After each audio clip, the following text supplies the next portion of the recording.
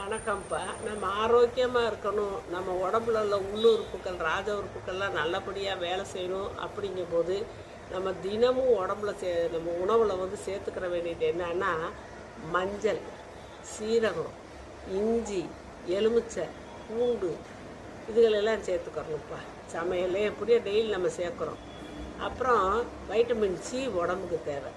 Orange பழம், அப்புறம் இந்த பைனாப்பிள் சொல்கிறோம்ல, அது என்னது, பைனாப்பிள்னால் நம்ம அன்னாசி பழம் அப்படி புளிப்புள்ள பழங்கள் சேர்க்கணும்.